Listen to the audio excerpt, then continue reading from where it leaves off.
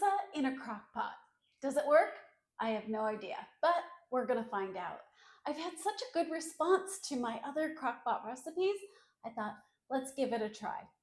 To get started, we're gonna need to make a basic bread crust. And my recipe doesn't normally use measurements, but people are uncomfortable with that. So I have measured it out, and we've got 3 cups of flour. And then you want to use a packet of yeast, a cup of warm water, and put a little bit of sugar in here. And I've started this one so that it'll be ready to go. And it has a nice foamy head on it, and that's how you know that the yeast is active. But before we add that, I am actually going to add a tablespoon of salt. And I really got dragged on this before, so if you feel like that is too much for you, add less. I like really salty dough. So we'll mix the salt into the flour first. And then I'm going to add about half of my water and yeast. And I'm just going to stir that with a spoon. We don't need a fancy KitchenAid mixer. Not everybody has it. And for 20 years, I did this just like I'm doing it now. Okay, we do need a little bit more. There we go. So that's a full cup.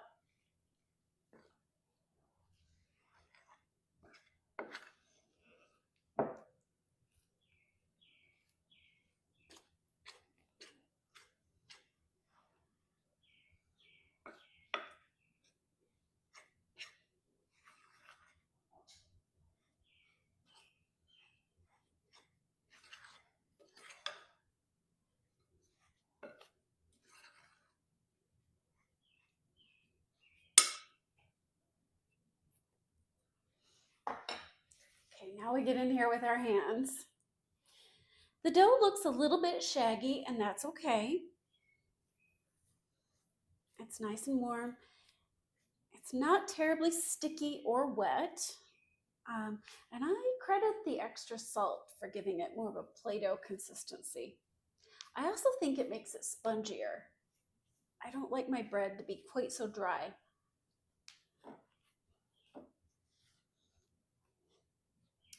And I make almost all of the bread products that we use in our home, whether it's a loaf of bread or a pizza crust or a pie crust or bagels, English muffins. It's almost always homemade. I don't always make it fresh that day. Sometimes I make my dough up ahead of time and I put it either in the refrigerator or I shape it and put it into the freezer in plastic wrap, and then I can use it later when I don't have as much time in my day. I can pull out a loaf of frozen bread that I know I made myself, and I'm confident about the ingredients that went into it, and I don't have to give it all afternoon. So one of the things that I like to do is make up my dough ahead of time, as I'm doing now. And I'm going to cover this with a glass cover and put it in the refrigerator overnight. And then we'll use the one that I already have prepared from yesterday. Here's the dough that I prepared last night, and I'm only using about 1/3. So it's 1 cup approximately of our finished product. And I have a very small crock pot. That's like a single size serving for 1 person or 2. So this is a really great thing to do if it's just you, or if you're part of a couple, or maybe a parent and child, and you don't need a whole lot of food. I'm going to use some cornmeal, and I'm going to put that on the bottom. I've already shaped my baking paper to the shape of my crock pot. And I'm going to pull up my warm dough, and we'll just spread it out on here. Might use a little bit more of my cornmeal. This gives it kind of a neat texture and taste. It's a little reminiscent of Pizza Hut in the 80s and 90s when I was growing up.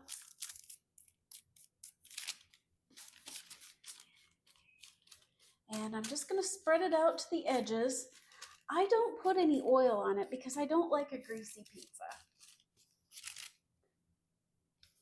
So this is a little sticky. And I'm spreading it just over my circular part that I've already pre-measured because I want it to have a crust that comes up on the side.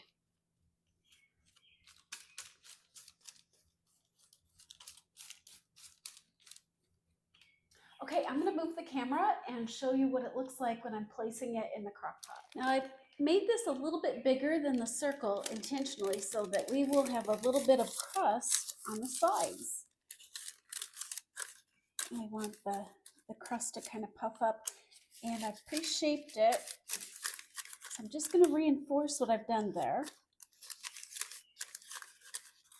And I want this to be kind of dry, so I'm going to take some paper towel and put that over the top along with the lid. Right now we have just the crust. I have not added any cheese or sauce or toppings, so I'm going to set this on high and we'll check back in an hour. Well, it's been an hour and 15 minutes. Let's give this a look. Paper towel absorbs some moisture. Oh, look at this. Okay. I think it's ready for us to put some sauce and cheese on it. We've given our crust about an hour and 15 minutes to get a good start, and now I'm going to make some pizza sauce. I use the tomato sauce from Walmart because it's cheap, and it's only going to be one or two of us eating this pizza. You can use a jar. I just don't because it's more expensive. And I like the taste of the kind that I make myself. If I get these on sale, I can sometimes find them for 29 cents. And I stock up and buy a case at a time. It's really the perfect amount. The jars of sauce cost a couple dollars each. That's just not really in my budget for as often as I like to have pizza. I do like to make it a little bit sweet, so I'm going to put a little tiny bit of brown sugar in here. That was probably a teaspoon. I'm going to add a sprinkle of salt because I love salt. I'm going to put a generous amount of garlic powder.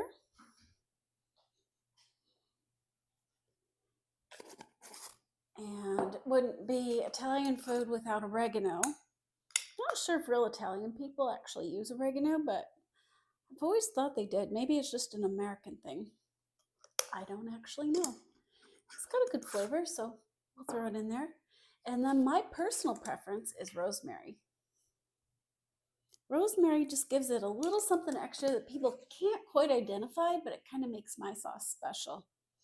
We'll just mix that together.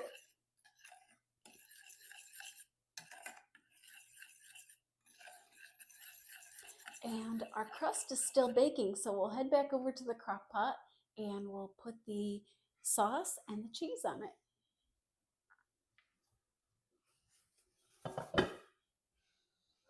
I'm going to leave this in here while I do it. We'll pour the sauce on.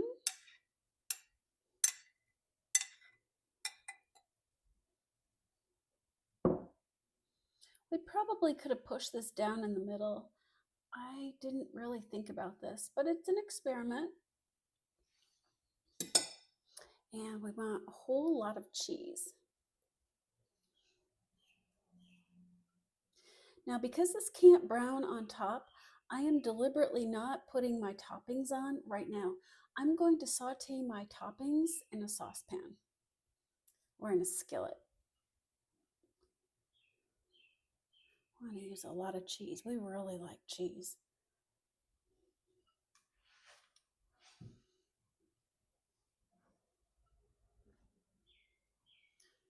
Okay, we are going to put the paper towel back and the lid, and we'll get our skillet and get our toppings ready. When I do these recipes, it's important to me to explain the process and why I think the way I do so that you can adjust and do things that are appropriate for your taste and your family. This has been in here for an additional 30 minutes with the cheese. It's starting to bubble. It's not going to brown. I am going to let it cook a little bit more. And I'm doing this video for my sister who is in the middle of a kitchen remodel. And part of that remodel includes her not having an oven. But other people reached out to me and said that they don't have ovens either, but they do have a hot plate. And I like for my toppings to be kind of crispy, not soggy, definitely. So I've sliced up some sun-dried tomatoes, an onion, and some artichoke hearts, and I'm going to brown those in a skillet, and we will put those on the pizza after it has baked in the crock pot. And I think that will give us a really good result. This extra step isn't necessary, but I think that it's probably going to give us a really good, more oven-like result rather than having the vegetables kind of be raw.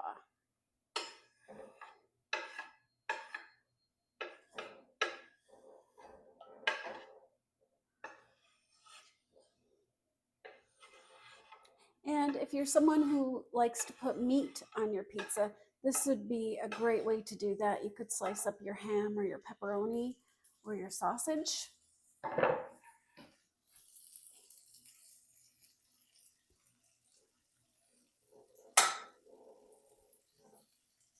not sure how that works exactly. If you have to cook the meat before you put it on the pizza normally, or if you just put it on raw and the oven does it. But this is a good solution either way. All right, we've got our crock pot, our cutting board, and our toppings, and our spatula that's a little pre-used, and a sharp knife. So I'm going to show you how I put this together. The nice thing about doing this in a crock pot is that you don't have to worry about burning yourself like you might with an oven.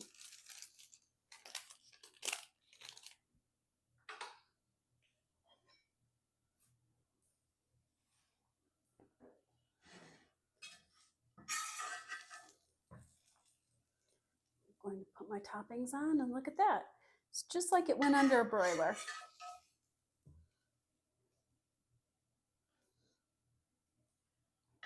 I'm using sauteed onions, artichoke hearts, and sun-dried tomatoes.